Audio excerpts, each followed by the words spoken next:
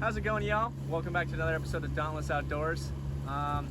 Starting today at the launch. We're headed out right now. The plan is to go out to some deeper stuff that we're typically not diving.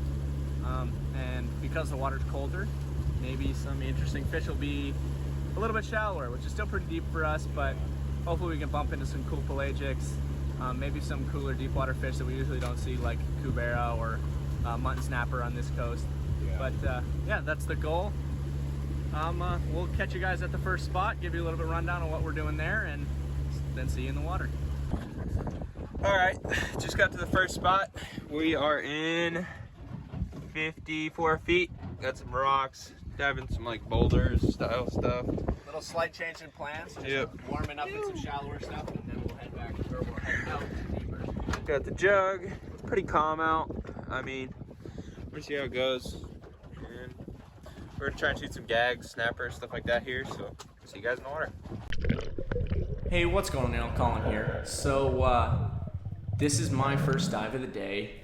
Duncan had just shot a hogfish that unfortunately ripped off, and so I'm going down hoping to bump into something decent, maybe another hogfish or whatnot. And as soon as I get to the bottom here, I look up and there's a decent gag sitting right on top of this ledge.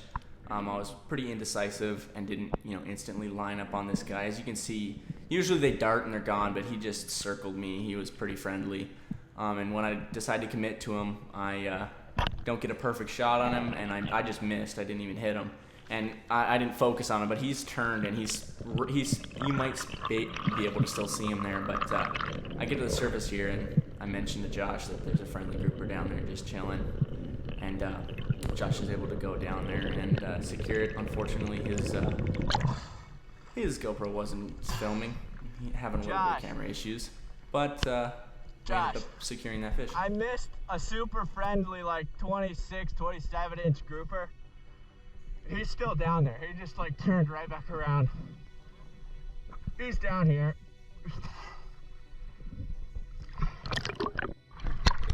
And there's that grouper. Josh was able to go down and get him.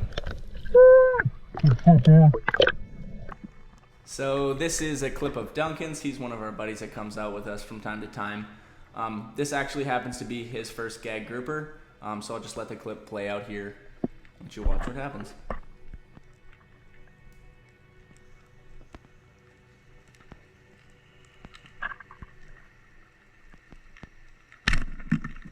So he gets a super good holding shot there in that grouper, and unfortunately he swims right up underneath that ledge and gets rocked up. So this is my dive, actually my second dive on this. First time it was really silted up and I couldn't see anything.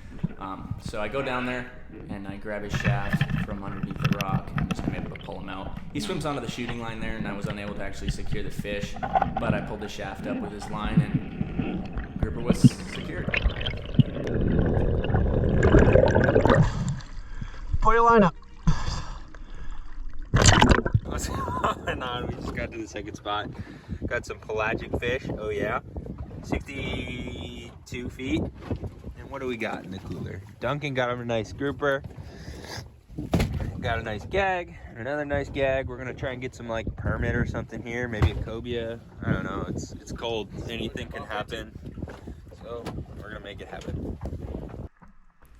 So this clip here is my first dive on the second spot, I want to say, and on my way down I'm kind of just looking around what's going on and just seeing all the stuff that's next to me. I choose going down next to this engine stack, I think it is, and just some good structure to lay there and kind of be hidden of all the other fish there. And pretty nice mangrove snapper right there in front of me. I was gonna shoot him, but I was kind of waiting until the end. I wanted to make sure that there wasn't anything else a little bit better than him, so I kind of look around.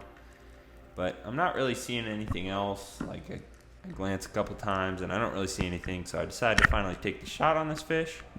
As you see right there, Goliath grouper, but gave me no issues. The fish kind of just came out when I pulled on him. He went under a little ledge and secured the first fish.